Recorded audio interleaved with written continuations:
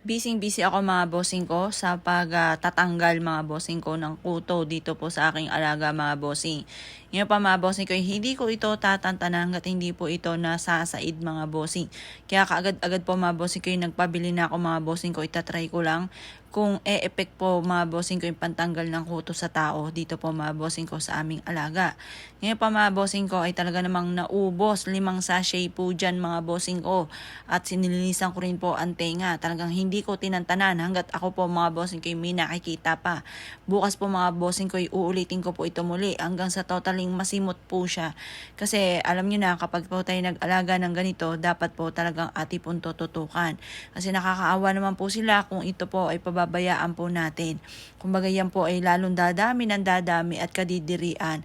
Ngayon po mga bossing ko ay nakakatuwa naman dahil napakalinis na nila. Talagang hindi ko tinantanan mga bossing ko ang pagtiris mga bossing ko. Ultimo sa kasulok-sulukan ng tenga at ganoon din po sa kanyang paa mga bossing. Ito pa mga bossing ko ay talaga namang bukas po ay aking pong babalikan yan. Nilinisan ko ng tenga.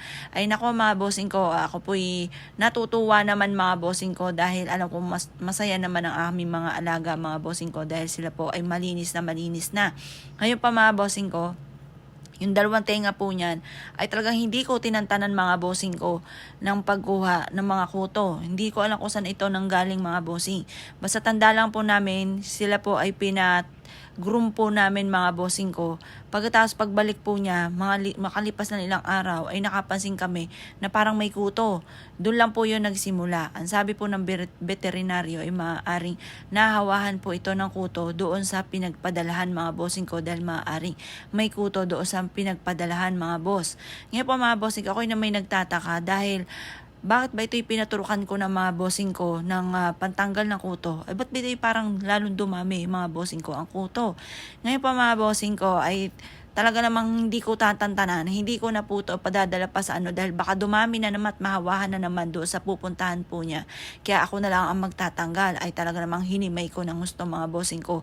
Ang 2 aso po namin mga bossing.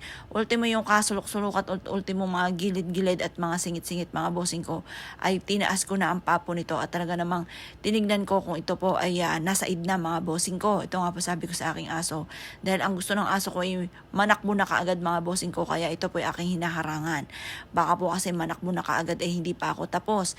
Binabad ko po ng mga 10 minuto mga bossing ko habang kinukutuhan ko po siya mga bossing ko habang nakababad yung binili po namin mga bossing ko sa Mercury Drug na pantanggal nga po ng kuto.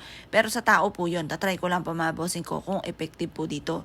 Dahil natry na nga po namin siya sa veterinaryo, ay bay parang lalong dumami. Tinurukan po siya pero hindi naman malalaki at yung huli kong paghihingo to sa kanya ay hindi naman ganun kalalaki.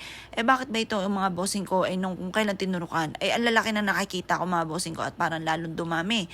Yan nga po mga bossing ko, ako po muna inaligo mga bossing ko bago ako ay inupuan ko na talaga siya at hindi ko tinantanan mga bossing kasi nakakaawa naman kung pababayaan.